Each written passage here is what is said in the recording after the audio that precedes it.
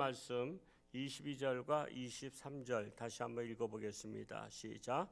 그 후에 예수께서 제자들과 유대 땅으로 가서 거기 함께 유하시며 세례를 베푸시더라. 요한도 살렘 가까운 애논에서 세례를 베푸니 거기 물이 많음이라. 그러므로 사람들이 와서 세례를 받더라. 예수님의 사역 중에 하나가 세례 베푸심이죠. 세례는 신앙 고백이에요. 그리고 하나님을 믿습니다. 예수님을 나의 구원자로 믿습니다. 이렇게 고백하는 것입니다. 그리고 하나님 앞에 고백할 뿐만 아니라 만인에게 선포하는 것이죠. 예를 들어서 여러분, 결혼이라는 것이 그래요. 결혼식을 하고 사는 것과 결혼식을 안 하고 동거하는 것 차이가 있죠. 여러분, 면사파 안 쓰면요 평생 한이 돼요.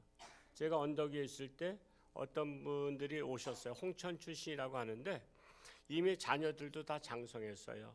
자녀들 중에서도 결혼한 자녀도 있고 그런데 상담 왔어요. 저희들은 그때 찢어지게 가난해서 결혼식도 못 올리고 동거하면서 살아왔다는 거예요. 그런데 그게 한이 맺혔다는 거야. 그래서 그분들이 홍천에 있을 때 다녔던 교회가 우리 교회는 아니었어요. 저 시내에 있는 어느 교회였어요. 근데 그 교회 목사님 앞에 저희가 좀 뒤늦게라도 좀 결혼식을 좀 교회에서 하고 싶다고 그렇게 했는데 거절당했다는 거예요. 이것은 불법이다 이거죠. 결혼하지 않고 애를 낳고 사는 것은 불법이니까 나는 불법으로 사는 가정을 나는 목사로서 주례할 수 없다 이렇게 했어요. 그러니까 한 2군데를 다녔다가 3군데 저희 교회에 왔어요. 그래서 제가 허락했어요. 자, 과거에는 잘못했다 할지라도 그러나 지금 바르게 정말 하나님 앞에 바로 서겠다고 하는데, 그래서 저희 교회에서 그때는 교회가 아예 판자집 교회였을 때였어요. 아직 리모델링도 안 하고 수리도 한 번도 안 한 상태에서 그냥 그 교회에서 그 가족들을 친지 가족들을 모시고 그러니까 한 50석 되는 곳에 꽉 찼죠. 그냥 그곳에서 제가 결혼 주례를 해줬어요. 과거에 잘못된 것 때문에 끝까지 정지하기는 어렵잖아요. 그리고 또한 바로 서겠다는 것인데 결혼이란 것은 우리가 하나님 앞에서 사람들 앞에서 선포하는 겁니다. 그래서 우리가 떳떳한 부부가 되겠습니다 이렇게 하는 것이잖아요. 혹시 우리 교회에서도 정말 어려운 형편상 못하셨다면 뒤늦게라도 뭐 결혼식을 원하시면 해드리겠어요. 그렇게 해서 정말 그 마음의 짐을 벗을 수 있도록 해드리겠습니다. 이 세례가 바로 그겁니다. 세례가 하나님 앞에 제가 하나님을 믿습니다. 예수님이 나의 구원자이심을 믿습니다. 이거 고백하는 거예요. 그리고 다른 모든 그 교우들 앞에서 저는 이제 하나님을 믿고 예수님을 나의 구세주로 영접한 사람이라고 많은 사람 앞에서 공표하는 겁니다. 그래서 세례를 받아야 되는 것인데 때로는 어떤 분들은 그래요. 겸손한 척 하셔요. 저는 부족해서요. 부족하니까 세례 받죠. 완벽하면 세례 받을 이유가 뭐가 있어요? 우리는 부족하니까 세례 받는 거예요. 근데 자꾸만 저는 부족해서 다음에 받을게요.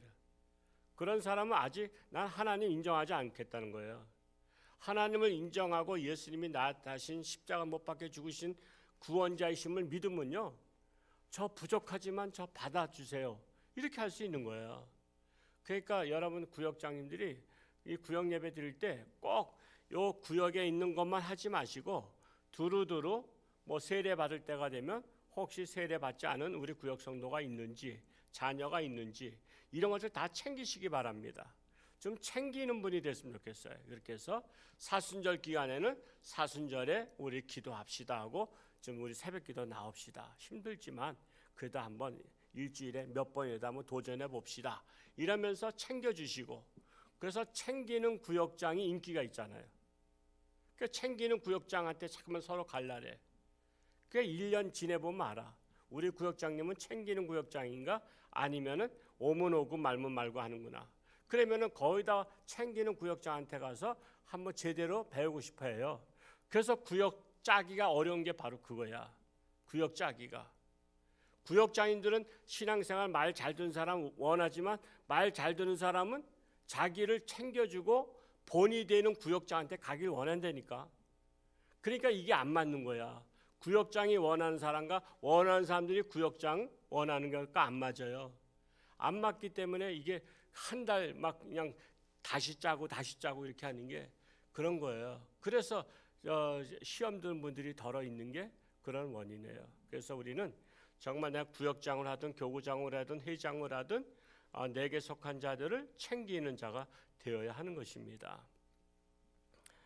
24절에서 26절 말씀을 읽어볼까요? 시작. 요한이 아직 옥에 갇히지 아니하였더라. 이에 요한의 제자 중에서 한 유대인과 더불어 정결례식에 대하여 변론이 되었더니 그들이 요한에게 가서 이르되 랍비여, 선생님과 함께 요단강 저편에 있던 이 곧 선생님이 증언하시던 이가 세례를 베풀매 사람이 다 그에게로 가더이다. 요한도 세례를 베풀고 있었죠. 예수님은 요한에게 세례를 받으셨잖아요. 그리고 이때에 요한의 제자와 한 유대인과 더불어서 세례에 대해서 변론이 있었어요. 그런데 예수님께로 더 많은 사람이 간다라고 말을 했어요. 이게 인간적으로 보면 질투할 수도 있죠. 여러분, 더 많은 대로 예수님께 더 많이 가서 세례 받는다. 예를 들어서 교회도요. 우리 교회보다 다른 교회에 더 많이 성도들이 모인다. 그러면 질투할 수 있단 말이에요. 우리 사업도 마찬가지요.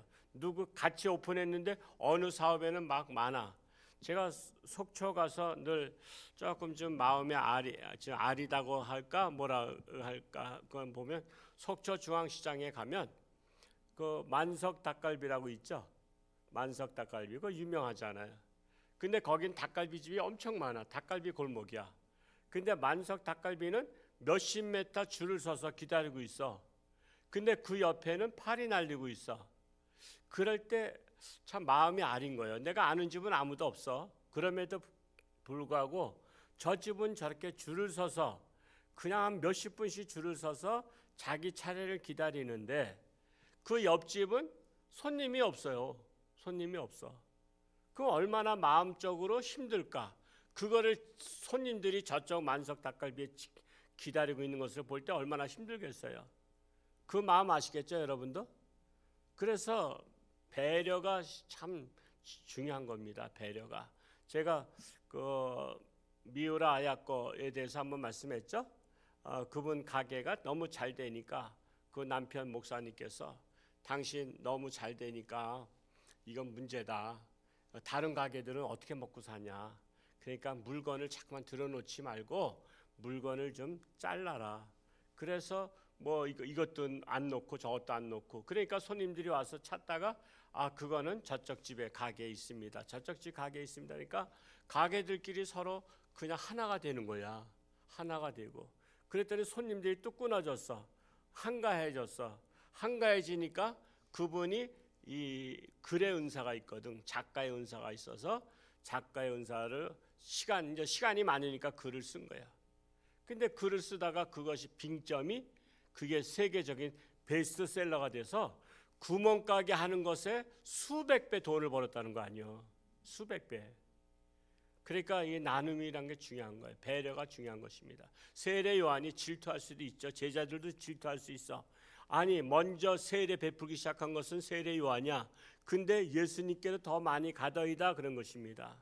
그것에 대해서 세례 요한의 마음이 27절에서 28절에 나와 있죠.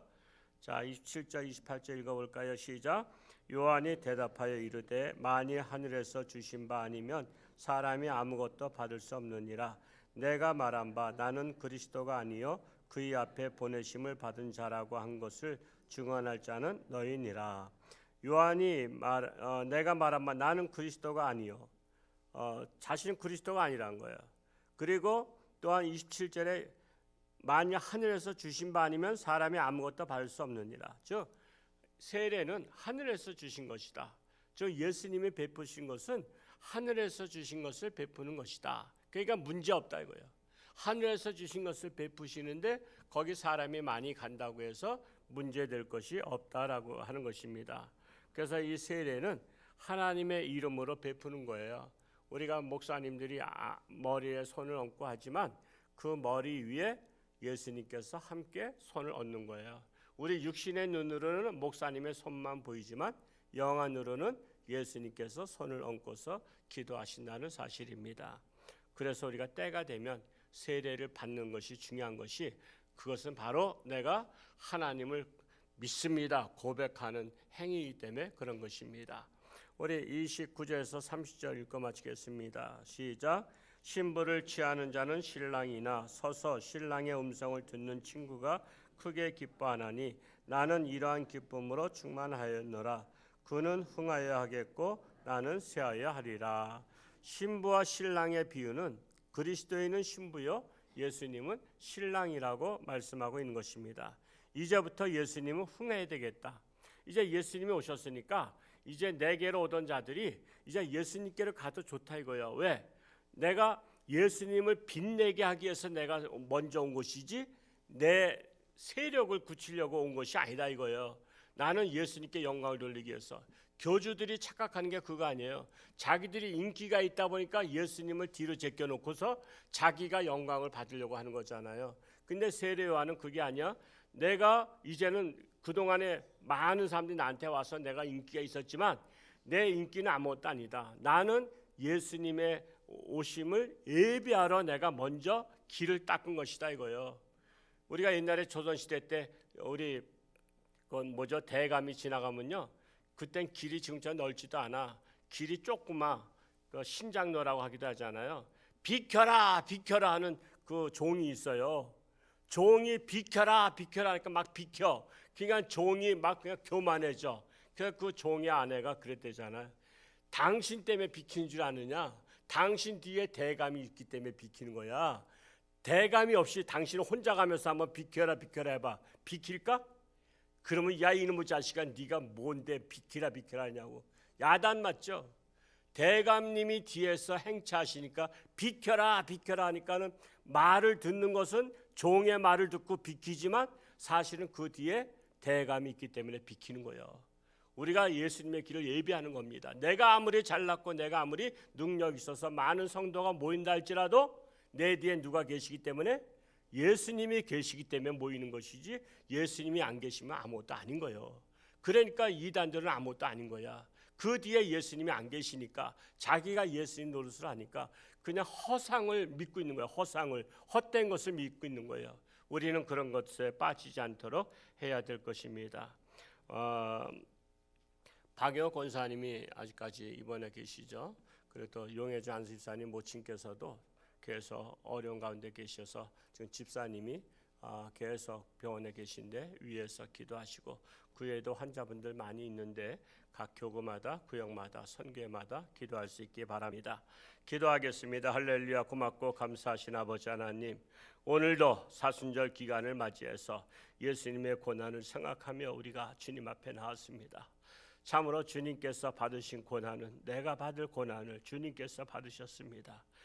그런데 어린아이 신앙들은 아무것도 알지 못하기 때문에 그저 평안하다 평안하다 하지만 예수님께서 우리가 평안할 때 고난을 당하셨다는 사실입니다. 장성한 신앙이 되어서 예수님의 마음을 10분의 1이라도 깨달아 알 수 있는 우리 성도들이 되기를 간절히 소원합니다. 오늘 하루도 주님과 동행하며 승리하는 복된 날 되게 하시고, 참으로 많은 환자 교우들이 있습니다. 참으로 저들에게 예수님 찾아오셔서 안수하여 주시고 깨끗함 받게 하시고 회복되게 하시고 참으로 기뻐 뛰며 일어날 수 있도록 하나님께서 역사하여 주옵소서. 오늘도 저들의 삶 가운데 하나님께서 함께 하실 것을 믿사오며 예수님의 이름으로 축복하며 기도하옵나이다. 아멘.